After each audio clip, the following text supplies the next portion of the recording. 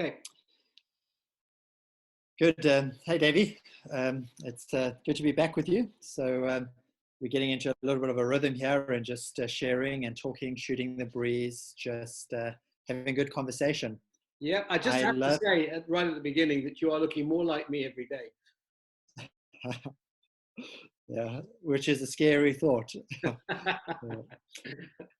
All right. So I love conversation and dialogue, and sometimes through conversation we discover what we know. And Dave, I think that's why I just so enjoy chatting with you, because things begin to emerge that are there, but that you hadn't quite put words to. And I think that goes back to many, many conversations around coffee, which we would have when you were in South Africa, but now it's done over the internet. But we thought we would just carry on doing a conversation on principles. Is it possible that if we apply good principles in good times and tough times, that the consistent application of good, healthy, wholesome principles can move us through turbulent water? And yesterday we spoke about don't be driven by fear. And we also spoke a little bit about the impermanence of most things, possibly of everything. Yeah. And what I wanted to take up with you today, because I don't know if you remember at all, but you actually used the word sowing and reaping when you started the conversation yesterday. And when you used the term sowing and reaping, I was immediately thinking, there's a good principle. And then you sort of went in a different way. Talk to me about sowing and reaping. The problem is there are so many good principles, you could talk about. So sowing and reaping is a fascinating one. There's another way of expressing it, which is the law of attraction, which you also might be familiar with. So the law of attraction is basically, what you say, what you continually are saying, will in turn come back to you in some level. Also, the principle of sowing and reaping is not just a financial one. If you sow, if you're generous in your giving, usually those people that are generous in their giving have always seem to have a plenty. And there is a principle of generosity as a lifestyle in finance, but also generosity and lifestyle of being kind, being generous, watching what you speak and being careful of what you sow with the words. As a man think, so he is a phrase that my parents always drilled into me. I think one of the principles in a time of a crisis like this is to be careful what we sow in a time of crisis, because we may only reap that as we're coming out, and we need to be careful of what we are saying. Because often, if we say things out loud, it reinforces the way we think about something, which has an indirect effect on our moods and then, of course, our actions. And so in a time of crisis, we do need to pay attention to what we are sowing, not only into the present now, but also into the future that will be. That sense of law of attraction and sowing our words and our thoughts to them connected very strongly. Yeah. I love, I think it's Andy Stanley who beautifully says that today's actions lead to tomorrow's destination. And I've always found that a very, very helpful quote. And it's a realization that today and tomorrow are connected. Yeah. And it is possible that in difficult times like these, we might forget that.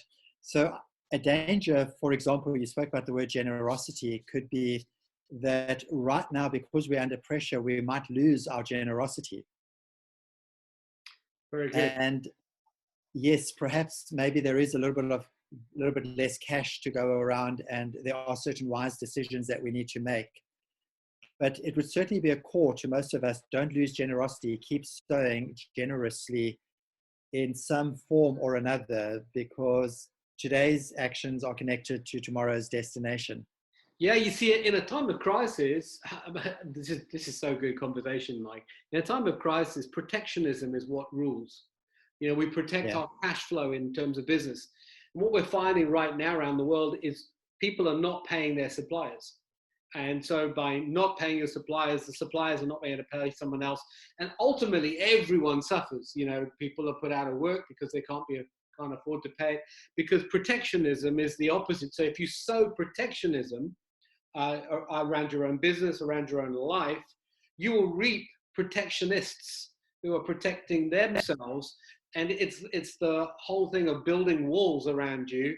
Your kingdom actually gets smaller, not bigger. And I think in a time of crisis, everything in us wants to lager, that sense of coming and drawing the curtains closed and pulling everything around ourselves and becoming an island. And actually, the opposite is true. In a time of crisis, we probably need to open our hearts wider and need to tear down the fences, be more vulnerable, sow more generosity in terms of not only finance, but words and love and wisdom, and be more open than closed. I think that's probably the principle that will get us out of these crises a lot quicker than protectionism particularly would. Yeah, and it's such a good principle to get back to come back to. So let me take you on to something else that we mentioned yesterday, but we didn't go to. A couple of years ago, you asked me a very interesting question that was, I can still remember you asked me the question, Mike, do you like jazz music? And I hummed and hawed, not too sure that I like jazz music. And you then told me about the 8th beat. And we actually did a whole workshop with a big accounting organization called the 8th Beat. I don't know if you can remember the towels that we got with the little, I still use it. Music we got on it. And I must be honest, I doubted you for a while until I watched La La Land. And La La Land, the musical, confirmed exactly what you were saying about bass notes. And what we sow is what we reap, is a bass note. But Dave, share with us a little bit about that 8th beat, because it's been quite life-changing for myself and something I use so often with teams and in workshops. Yes, so I am a piano player, as you know, and I enjoy jazz. And it's often, if you listen to jazz, it can seem that at times all the instruments are going off on all sorts of differing kind of places. It can almost seem chaotic at times within the music if you just turned on and turned off for certain parts.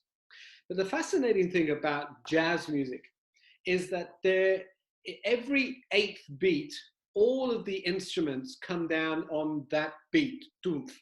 And then from that beat, they then can go off.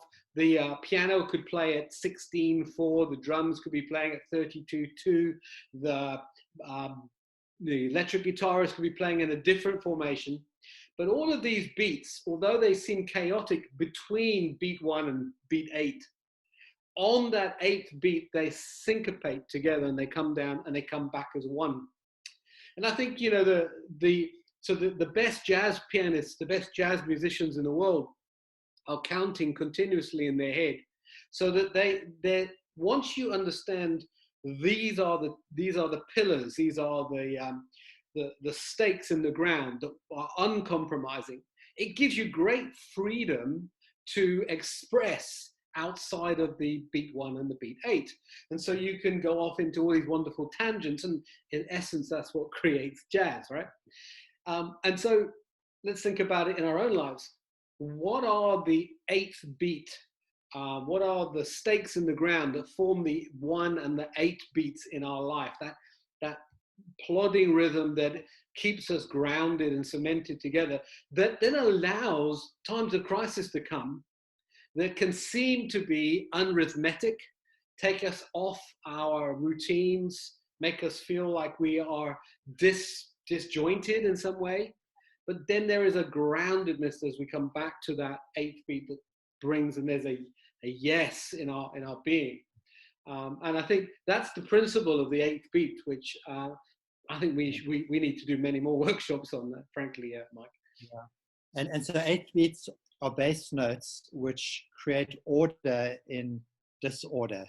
And when we're talking about principles are part of our 8th beats, just like our values might be, just like certain mantras, scriptures. They things which bring us back to a place of centeredness when the world's potentially going its own way. So I've always found that absolutely helpful to myself. And sometimes I look at teams and I say, we need some 8 beats. We need some bass notes for this team. Yes, we want you to create, but we need you to come back. And if you just apply it to right now, I listen to the news and I become all maybe overwhelmed. I begin to think of the future and I begin to become overextended. And then I go back to the 8 beats, such as, hey, Mike, what you sow, you're going to reap. Hey, Mike, there's an impermanence to almost everything. And the 8th beat just begins to create the dance again. That's controlled. That's, hey, we've got this. Mm. And I think it's a beautiful question. And as we're talking about 8 beats and principles, is what are yours that bring you back to the song? It is a beautiful principle. When you're teaching, to answer your question, when you're teaching someone to drive a car, when they first learn to change the gears, they take their eyes off the steering wheel and they look at the gear stick and then the car goes all over the place. Until after a while, the changing of the gear becomes automatic. It's instinctive in you. But then, like the 8 beat, there are some principles that become automatic, instinctive in us. But sometimes a big enough wave of chaos comes on us, we need to turn up the volume of the bass, because if you lose sight of the bass, then you can lose the whole pattern. And I think in times like these, we need to turn up the volume, turn up the bass, as it were. I love the sow and reap principle. What am I saying today? What am I saying to myself? What am I sowing into today, into tomorrow? Do I have an overwhelming belief that all things will ultimately work together for good? Do I challenge the internal story inside me? For me, my base note is, I believe that ultimately everything will work out for its good. It's a story that just goes on as a rhythm inside my mind. So do not fear, because it will be okay. It will ultimately be good. And I think I'm tempted to always rewind tape in my head and make sure that I am replaying the right story in my mind. So the principle of ensuring that the story is right. So otherwise the noise can bend the truth in all sorts of directions. I think that is exactly what we need to be doing in this time, turning up the bass, making sure we understand what are the guiding principles that we believe for. Yeah. So a good practice for us and whoever listens is to probably just write down a couple of your 8 beat bass notes, like you just mentioned, yours being all things will work out, all things will work together for the good. And to then probably just remind yourself of these, especially when you maybe feel yourself a little bit anxious, a little bit overwhelmed, just go back and reconnect. Yes. Yeah. I'm talking to somebody yesterday or the day before, and they were saying that they need to do things that reconnects them to passion. For me, I need to go back and play the piano, because it reconnects me with creativity and passion. And one of the 8th beats in my life is creativity. And one of my challenges also would be, what are you doing today that connects you with your passion? And find that place wherever it might be, because that passion is the life force that's within us. It helps us, get through these times. Yeah. Something that I find quite helpful is, especially if we're talking about the 8th beats, is we entrench these in our lives when the world's a good place, so that when the world's a dark place, they're already there. And I know you would have definitely heard me share this story, but it's one that I always do in conjunction when engaging the 8th beat. But it comes from Roz Zander, and she's co-author to the book Art of Possibility with Ben Zander, one of my favorite books. But she tells a story about going White River rafting, and she says that they would practice on like a grass bank. And she shares how she gets quite frustrated with the young instructor, who every now and again shouts out head to toes. And when the young instructor shouts out head to toes, they have to pretend to fall out their kayak, and they have to try and get their head in as close a position to their toes as is possible. And she says after a while, this drill becomes a little bit frustrating, embarrassing. let's just get onto the water. When they do eventually get onto the water, she shares how they go down the rapids. And I think she says at the very, very first rapids, she falls out her kayak. And in the swirling water, all she hears is the young instructor's voice shouting, head to toes. And she gets into a head to toes position because it's the safest position in the swirling water. And it's an eighth beat, head to toes, head to toes. I love that. We discover our eighth beats, hopefully when the world's a good place, so that when we're in a tough place, they're already drilled into us. Yes. And it does beg an interesting question. How well are you using the sunshine? So when the world's a good place, are you using the sunshine to create the strength? And here's a bit of a challenge, Davey, and I know we're probably out of time now, but here's a bit of a challenge. Some of us are trying to build resilience in a horrid time when possibly it should have been built when the world was a good place. And Absolutely. It could be why there's a little bit of threat or anxiousness at the moment.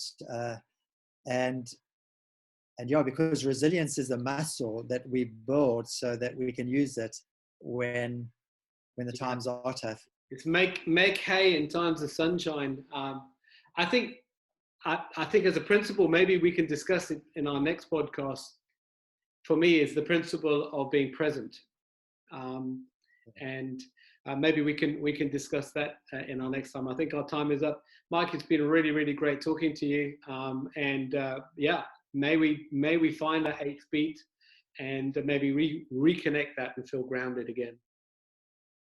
Davey, always good chatting to you too. So from a rainy Durban, I don't know if you can hear the rain in the background, but it's absolutely beautiful. From a rainy Durban, chat to you tomorrow. Speak to you soon. Thanks.